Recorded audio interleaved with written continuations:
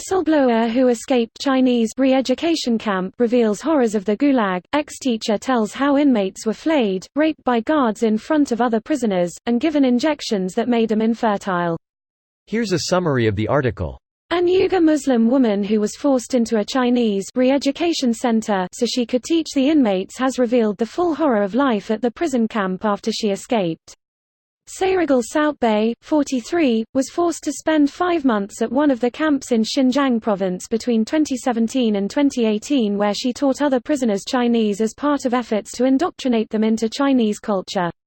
During her time at the camp she witnessed an elderly woman who had her skin flayed off and fingernails pulled out for a minor act of defiance, a woman who was raped in turn by guards as part of a forced confession, and prisoners who suffered memory losses and infertility after being given mysterious injections.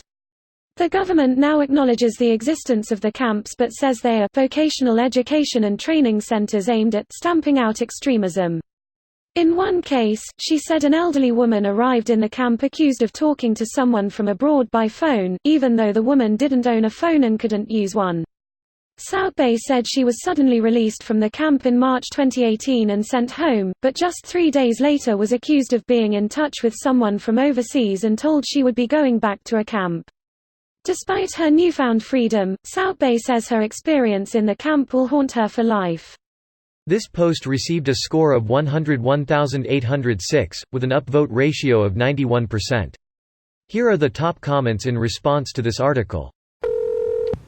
Whistleblower is a funny way of saying survivor. Yeah, for those that didn't read the article, it says she was forced to work there. Well, the headline does say she escaped.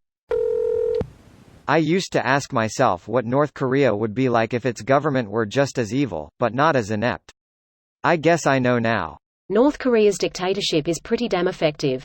The majority of dictatorships are extremely effective. When a weakness in the economy was found, they pushed through huge public works projects to create the largest hydro project in the world, as well as building the most number of nuclear plants ever built anywhere. It's hard to imagine adversarial partisan politics achieving these goals. They just have a lot less to work with than more powerful countries. Their methods are disgusting, but you can't deny they've managed to survive where most wouldn't have. Starvation makes any uprising unlikely. Starving peasants can't just raid the countryside because there is barely any food there and then fight the government. Especially when only select soldiers have guns. I'm not just referring to a popular uprising, being able to dig in and force a stalemate against US-backed South Korea and then somehow maintain the whole shitshow for half a century without the Kim line falling to a military coup or a military defeat or re-entering the war as impressive. They've walked a weird tightrope of being threatening enough to avoid being attacked without being so threatening that they have to be attacked, and the Kims have a real knack for rooting out internal political opponents. They've leaned heavily on Chinese support without becoming enough of a liability to lose that support.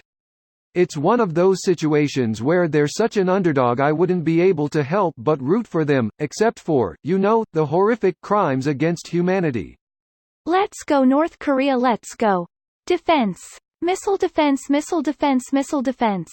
Give me a D. Give me a P. Give me an R. Give me a K. What does that spell? Korea. Ko-ray ko-ko-ko-ray. No Korea ko-ko-ko-ray. Massive crowd of cute Korean cheerleaders in the shape of Kim Jong-un's glorious face rolls out onto the field. What are we supposed to do? How about cut off trade? But how will Disney get rich enough to buy the last few movie and TV franchises that are not owned by Disney? Oddly enough, Hollywood went out of their way to appease the Nazis who had their own concentration camps leading up to the war in order to not ruin their profit margins. The Nazis had their way to the point that any films which were perceived as potentially critical were being preemptively self-censored by Hollywood. With Western media currently rushing into the Chinese market, they've already shown their willingness to counter the Chinese censors for the sake of profit. Regardless of how much it costs other people, because they're not the ones making the profit. This video was automatically created by Reddit to speech. The article and comments in this video were selected from Reddit according to their upvotes, and any paraphrasing was performed by smmry.com, without any human intervention.